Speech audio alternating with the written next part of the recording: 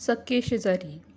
रोहिणी नंदनवन सोसायटीमध्ये नवीनच राहायला आली होती. रोहिणीच्या कुटुंबात तिचा लहान भाऊ, तिचे आई वडील चौघेजण होते.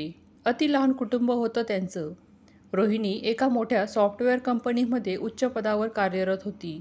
रोहिणीच्या वडिलांचे त्यांच्या गावी एक छोटेसे दुकान होते, पण ते नेहमी आजारी असायचे. त्यामुळे दुकान बऱ्याच वेळा बंद असायचे. आणि आता रोहिणी तर नोकरीला लागल्यावर तिने त्यांना हट्ट करून तिच्याबरोबर शहरात राहायला आणले होते. रोहिणीचा भाऊ इंजिनिअरिंगला होता, त्यामुळे घरची सर्व जबाबदारी रोहिणीवरतीच होती आणि रोहिणीने सुद्धा ती जबाबदारी अगदी आनंदाने स्वीकारली होती. नंदनवन सोसायटीमध्ये बरीच जुनी सोसायटी होती. तिथे अनेक ज्येष्ठ नागरिक राहायचे. रोहिणीला वाटले की तिच्या बाबांना त्या सर्वांची छान सोबत होईल. रोहिणीने मोठ्या हौसेने घराचे इंटिरियर डिझाईन करून घेतले होते. घरी राहायला येण्यापूर्वी तिने छान पूजा देखील केली होती. रोहिणीच्या शेजारी जोशी काका राहायचे. जोशी काकांच्या घरी फक्त ते आणि त्यांची बायको हे दोघेच जण असायचे. त्यांना एक मुलगा होता. तो देखील नोकरीच्या निमित्ताने परदेशात स्थायिक झाला होता. मधून त्यांच्या भेटीसाठी भारतात यायचा. त्यांची रोहिणीच्या घरच्यांशी थोडी ओळख झाली होती. जोशी काका आणि काकू मधून रोहिणीच्या घरी यायचे. तेव्हा जोशी काका रोहिणीला बऱ्याच वेळा सूचना करायचे. काही काम असेल तर ते अगदी निसंकोच आम्हाला सांगायचे असे म्हणायचे. रोहिणीसुद्धा हसून हो म्हणायची. पण प्रत्यक्षात मात्र तिने सोसायटीमध्ये कधीच कुणाला काही काम सांगितले नाही किंवा कसलीही मदत मागितली नाही. अगदी छोट्या गोष्टीसुद्धा ती स्वतः जातीने लक्ष देऊन करून घ्यायची. रोहिणीच्या घरापासून अगदी थोड्याच अंतरावर एक नाला होता. त्याचा तसा काही विशेष त्रास नव्हता, पण पावसाळ्यामध्ये मात्र खूप पंचायत व्हायची. शिवाय त्यामुळे मच्छरसुद्धा व्हायचे. सोसायटीमध्ये बऱ्याच जणांनी त्या नाल्याचे काम करून घेण्याचा प्रयत्न केला होता, पण नाल्याचे काम अजूनही झाले नव्हते. रोहिणीने सुद्धा त्या नाल्याचे काम करून घ्यायचे ठरवले. तिने महानगरपालिकेला त्याबद्दल निवेदन दिले आणि त्या कामाचा पाठपुरावा केला आणि तिच्या सुदैवाने अवघ्या 2 महिन्यामध्येच त्या कामाला मंजुरी मिळाली आणि तिच्या घरासमोर नाल्याचे बांधकाम सुरू झाले. त्या नाल्याचे बांधकाम सुरू झाल्यामुळे रोहिणी खुश होती, पण त्या सोसायटीमधील लोकांना मात्र ते आवडले नाही. कारण त्यांनी जेव्हा केव्हा प्रयत्न केला तेव्हा त्यांना हे जमले नव्हते आणि रोहिणीने मात्र अवघ्या काही दिवसांमध्येच हे करून दाखवले होते. जे आपल्यापैकी कोणत्याही मातब्बर मंडळींना जमले नाही ते एका मुलीने करून दाखवले. त्यामुळे त्यांचा पुरुषी अहंकार दुखावला गेला. शिवाय ती तिच्या घरातील आणि बाहेरील कामं अगदी चांगल्या प्रकारे पार पाडायची आणि कधीच सोसायटीमधल्या लोकांची मदत मागायची नाही. त्यामुळे त्यांच्यापैकी काही लोकांना रोहिणीवर रोष निर्माण झाला. शेजारचे जोशी काका हे सुद्धा त्यांच्यापैकीच एक होते. त्यांनाही वाटायचे की रोहिणी त्यांना योग्य तो मान देत नाही आणि त्यांच्या सूचना धुडकावून लावते.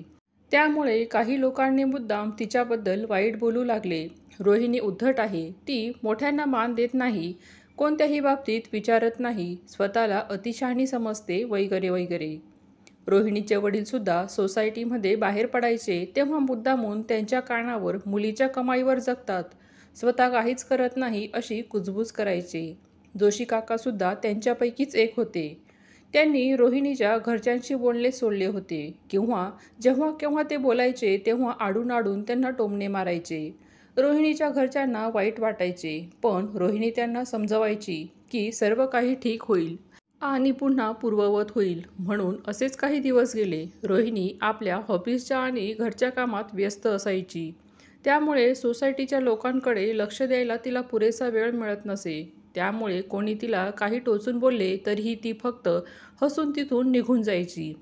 एकदा जोशी काका त्यांच्या पायरीवरून खाली पडले. त्यांच्या पायाला बराच मार लागला होता. अगदी ते उठून येऊसुद्धा शकत नव्हते. नेमकं त्याचवेळी त्यांच्या शेजारी कोणीही नव्हतं. रोहिणी ऑफिसला जाण्याची तयारी करत होती. तिने जोशी काकांचा आवाज ऐकला आणि ती धावतच त्यांच्या घरी गेली. त्यांच्या पाठोपाठ तिचे आईवडीलसुद्धा जोशी काकांकडे गेले. रोहिणीने जोशी काकांना आधार देऊन आधी त्यांना नीट बसवले. मग जोशी काकूंना फोन करून घरी बोलावून घेतले. जोशी काकूंना घरी यायला वेळ लागणार होता. तोपर्यंत काकांना असेच घरी ठेवणे बरे नाही असे म्हणून रोहिणीने फोन करून कॅब बोलवली आणि तिच्या आईवडिलांच्या मदतीने जोशी काकांना घेऊन ती सरळ दवाखान्यात जायला निघाली. तिने जोशी काकूंना सुद्धा सरळ हॉस्पिटललाच जायला सांगितले. काकांच्या पायाला सौम्य फ्रॅक्चर झाले होते. महिनाभरासाठी पायाला प्लास्टर बांधले होते आणि डॉक्टरांनी त्यांना सक्तीने आराम करायला सांगितले होते. आता जोशी काकू हॉस्पिटलला आल्या आणि सगळ्या औपचारिकता पूर्ण करून काकांना घरी घेऊन आले. घरी गेल्यावर घरातील सर्व कामं काकूंना करावी लागणार होती, पण इतकी वर्ष घराच्या बाहेरील कामांना त्यांनी हात देखील लावला नव्हता. त्यामुळे त्यांनी कामासाठी एक कामवाली बाई ठेवली, कारण काकूंवर कामाचा जास्त लोड येऊ नये म्हणून. पण तरीही बरीच कामं ते स्वतःच करायचे. रोहिणी अधूनमधून जोशी काकांना भेटायला जायची. जाताना कधी त्यांच्यासाठी भाजी किंवा काहीतरी नवीन पदार्थ घेऊन जायची. त्यांना कामात मदत करायची, त्यांच्याशी गप्पा मारायची, त्यांची विचारपूस करायची. रोहिणीचे आईवडीलसुद्धा अधूनमधून काकांची चौकशी करायचे. जोशी काकांना आता रोहिणी आणि तिच्या घरच्यांचा फार आधार वाटायचा. आता जोशी काकांना रोहिणीचा चांगुलपणा कळून चुकला होता. आपण या मुलीच्या बाबतीत थोडं चुकीचंच वागलो याची त्यांना आता जाणीव झाली होती. त्यांनी रोहिणीची माफी मागायची ठरवले. एके दिवशी जोशी काकू आणि रोहिणीच्या आईवडिलांच्या उपस्थितीत ते रोहिणीला म्हणाले, "बाळा, मला माफ कर गं. मी तुझ्याशी खूप चुकीचा वागलो गं. तू एक मुलगी असूनसुद्धा सगळ्या जबाबदाऱ्या खूप छानपणे पार पाडतेस. मी मात्र तुला अतिशहाणी समजत होतो, पण मी चुकीचा होतो. तू अतिशहाणी नाहीस तर कर्तृत्ववान आहेस आणि त्यासोबत नम्रसुद्धा आहेस. पण मी मात्र इतका मोठा असूनसुद्धा समजूतदारपणा दाखवू शकलो नाही. तू मात्र कुठलीही गोष्ट मनात न ठेवता आम्हाला मदत केलीस, तीसुद्धा चांगल्या मनाने." "माफी कसली मागतात काका? तुम्ही मला वडिलांप्रमाणे आहात. माझं काही चुकलं असेल तर मला ओरडण्याचा हक्क आहे तुम्हाला. आणि राहिली गोष्ट मदत करण्याची, तर मला माहिती आहे की हेच जर तुमच्याऐवजी आमच्या घरात कोणाच्या बाबतीत घडलं असतं तर तुम्हीसुद्धा हेच केलं असतं. मला तुमचा कधीही राग आलेला नाही. यापुढे मी कुठे चुकत असेल तर मला हक्काने सांगा आणि तुमचा आशीर्वाद नेहमी माझ्यासोबत असू द्या." रोहिणी म्हणाली. काकांनी अगदी प्रेमाने रोहिणीच्या डोक्यावरून हात फिरवला आणि तिला आशीर्वाद दिला. "खूप मोठी हो बाळा, नेहमी सुखी राहा." आणि तेव्हापासून या दोन घरातील मतभेद कायमचे संपले. गैरसमज, मळक दूर झाले. शेजारी आता सख्खे शेजारी बनले. ते आता रोहिणीला स्वतःच्या मुलीप्रमाणे मानतात. तिचे कधी चुकले असे वाटले तर हक्काने ओरडतात. अजूनही जोशी काका रोहिणीला सूचना देत असतात, पण रोहिणीने त्या ऐकल्या नाहीत तर मात्र आता त्यांना राग येत नाही. व्हिडिओमधील कथा आवडली असेल तर प्लीज लाईक करा, शेअर करा, सबस्क्राईब करा. धन्यवाद.